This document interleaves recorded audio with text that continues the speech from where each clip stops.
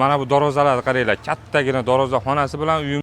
Mana bu uylarni ko'rsatib o'tamiz. 5 ga 4 xonamiz kutib olyapti. Bu xona uylar hammasi pol ekan va mana bu tarafida 2 xona podvali bor ekan akalar. Bu olmani qaranglar, Aravonda ham shunaqa katta olmalar bo'lar ekan akalar. Bu suvni qaranglar. Uyingizni orqa tarafidan o'tib turgan ariqni ko'ringlar endi. Adresga keladigan bo'lsak, adresimiz Qirg'iziston Respublikasi. Endi pulini eshitamiz. Bu uyimizni 6,5 sotiylik uyimiz.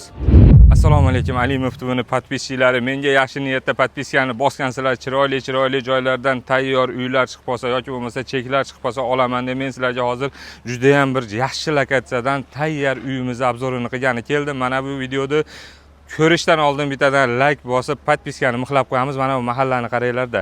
Juda ham bir chiroyli mahallamizdan 6,5 sotiylik tayyor uyimiz sotuvga chiqyapti. Aka-ukalar, uyimizni bismillah deb obzorini boshlaymiz. Mana bu darvozalarni qaranglar, kattagina darvozaxonasi bilan uyimizni fasad tarafi ko'rinib turibdi. Mana shu joydan boshlab to mana o silif tushgan joygacha sizning uyingizni territoriyasi bo'lib qoladi. Bismillah deb darvozaxonadan kirdik. Darvozaxonangizga ham bemalol hovalar ham olib kiradigan darajada kattagina darvozaxona ekan. Darvoza ham baland, ham katta darvoza qo'yilgan ekan.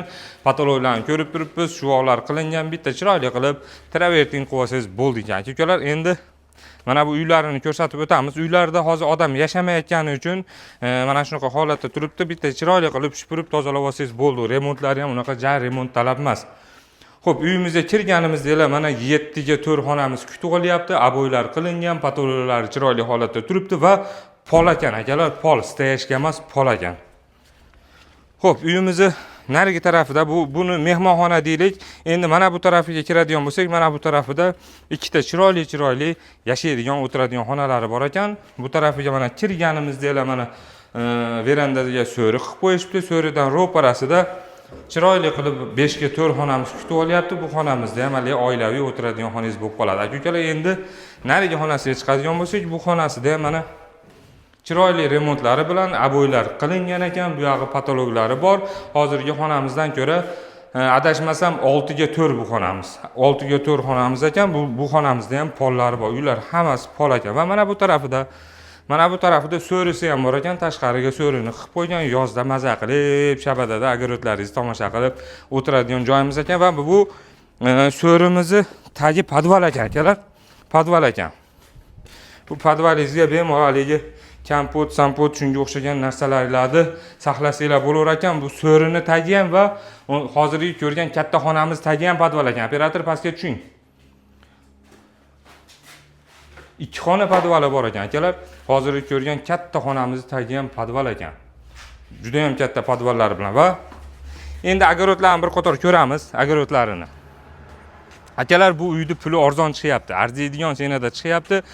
6,5 sotik. Mana bu tarafiga makka ekkan ekan, yig'ishtirib bo'lishibdi. Daraxtlarga keladigan bo'lsak, o'zi ham hamma mevalar bor ekan. O'rik, shaftoli, olma, gilos, nima desangiz bor ekan.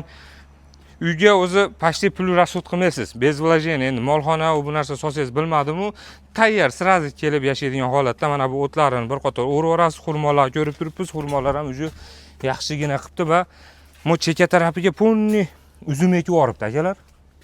Chekasiga uzum ekib yoribdi. Uzumlar ham bor ekan. So'kcheydi qilib mana bu uzumdan ko'chirib olaverasiz. Shaftolilarni bir qator tortib qo'ying operator. Shaftoli, olmani qaranglar, Aravonda ham shunaqa katta olmalar bo'lar ekan akalar. Endi suv, svet, kommunikatsiyalarga keladigan bo'lsak, bu mahallalarimiz sentralniy joylarda hisoblanadi. Suv, svet, Wi-Fi hech narsadan problemasi yo'q. Maktab, bog'chalarga yaqin. Mana bu suvni qaranglar. Uyingizni orqa tarafidan o'tib turgan ariqni ko'ringlar endi. Hojatxonasi ham yangi solingan. Огород juda ham yoqdi. Hamma daraxtlari bor ekan, daraxtlari yaxshi o'xot qilingan ekan akalar. Xo'p, uyni puli arzon chiqyapti. Uyni pulini aytishdan oldin adresini tushuntirib o'taman. Adresga keladigan bo'lsak, adresimiz Qirg'iziston Respublikasi O'sh oblasti Aravon rayonida bo'lib, Aravon rayonining Chekavod aylanmasida. Akalar, Chekovodda ham sentrida bo'lib qolyapti. Chekavod sentrida maktab, bog'chalarga rosa ham yaqin joyda. Aravon bilan где-то 6-7 kilometr joyda xolos. Xo'p, adresga keladigan bo'lsak, Chekavod qayerida desanglar, Chekovodda Aravondan Chekovodga qarab tushib kelayotganimizda paxta zavodga burilgan mahallamiz bor, Ajdarovga burilgan mahallamiz. Ana shu ko'chaga burilganimizda где-то 100 metr yurganimizdan keyin chap qo'lga pavorotimiz bor. Ana shu pavorot bilan kirib kelganimizda mana shu uyimiz sotuvga chiqyapti. Ana shu pavorotdan где-то 100 metr yurasiz xolosda. Chekayotdi sentrda bo'lib qolyapti. Akalar, endi pulini eshitamiz bu uyimizni. Puliga keladigan bo'lsak, pulini rosa ham arzon qo'yapti. Tayyor uy bilan qalin mahallani ichidan Chekayotdi sentrida bo'lib qoladi. 6,5 sotiklik uyimiz. 8,5 million so'm kami bor qo'yilyapti. Egasining nomerini описаниеda yoki bo'lmasa birinchi kommentariyada qoldirib ketyapman. Ana shu nomerlarga telefon qilib, kam ko'zdan gaplashib olamiz. Har doimgidek eslatib o'taman, bu uyimizda olib sotarlar yo'q, o'rtamchilar yo'q. Prямо egasini o'zi bilan shundoqqina qo'l berishib maza qilib olamiz. Kommentariyada nima deb yozib ketamiz? Bizga ham yaxshi joylardan uylar nasib qilsin deb yozib ketamiz. Akalar, rahmat, sog' bo'linglar.